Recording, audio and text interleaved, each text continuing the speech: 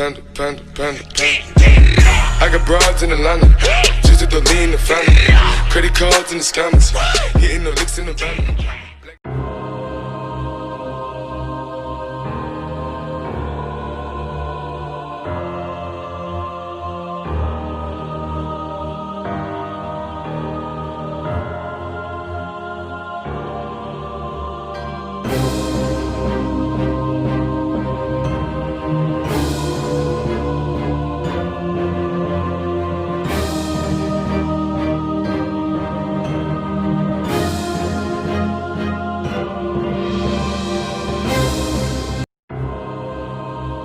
Assalamualaikum warahmatullahi wabarakatuh.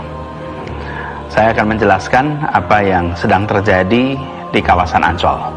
Yang terjadi ini berbeda dengan reklamasi yang alhamdulillah sudah kita hentikan dan menjadi janji kita pada masa kampanye itu. Jakarta ini terancam banjir. Salah satu sebabnya karena ada waduk, sungai yang mengalami pendangkalan atau sedimentasi. Ada 13 sungai. Kalau di total panjangnya lebih dari 400 km, ada lebih dari 30 waduk, dan secara alami mengalami sedimentasi. Karena itulah kemudian waduk, sungai itu dikeruk terus menerus, dan lumpur hasil kerukan itu dikemanakan? Lumpur itu kemudian ditaruh di kawasan Ancol. Dan proses ini sudah berlangsung cukup panjang, bahkan menghasilkan lumpur yang amat banyak, 3,4 juta meter kubik.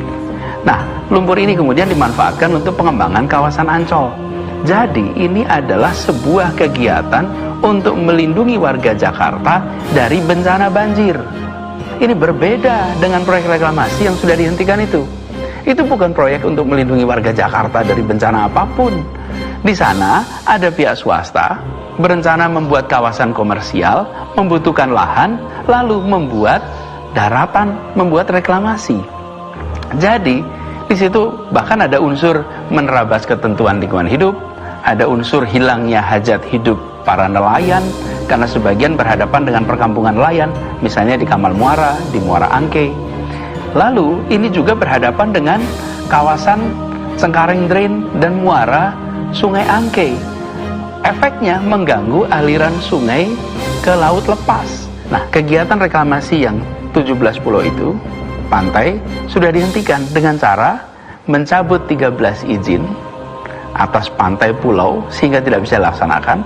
Lalu 4 yang sudah terlanjur jadi harus mengikuti semua ketentuan hukum dan juga ikut memberikan manfaat bagi masyarakat. Jadi kembali kepada soal Ancol ini, lumpur hasil pengerukan sungai dan waduk itu memang menambah lahan bagi Ancol. Dan penambahan lahan itu istilah teknisnya adalah reklamasi. Tapi beda sebabnya, beda maksudnya, beda caranya, beda pemanfaatannya dengan kegiatan yang selama ini kita tentang reklamasi 17 pulau itu. Lalu untuk memanfaatkan lahan yang sudah terbentuk itu, yang ukurannya 20 hektar itu, Pemprov DKI harus memberikan alas hukum untuk memenuhi syarat legal administratif. Untuk itulah kemudian keputusan Gubernur nomor 237 2020 dikeluarkan sehingga tanah itu bisa dimanfaatkan dan bisa dimanfaat segera untuk kepentingan publik. Mungkin ada pertanyaan, bila yang dibutuhkan itu memang hanya lahan 20 hektar, kenapa pemberian izinnya seluas 155 hektar? Jadi begini, pengerukan ini akan jalan terus. Pengerukan sungai, waduk, bahkan ke depan penggalian terowongan MRT, tanahnya pun akan ditimbun di tempat ini. Karena itulah ada kajiannya, dan dari hasil kajian AMDAL, lokasi yang dibutuhkan adalah sebesar 155 hektar.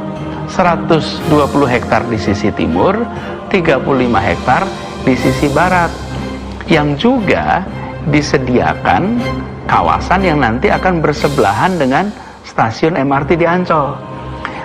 Lalu selama 11 tahun ini berjalan tenang-tenang saja. Mengapa? Ya sederhana, karena penimbunan ini tidak mengganggu kegiatan nelayan. Kawasan ini jauh dari perkampungan nelayan. Kawasan ini berdampingannya dengan apa?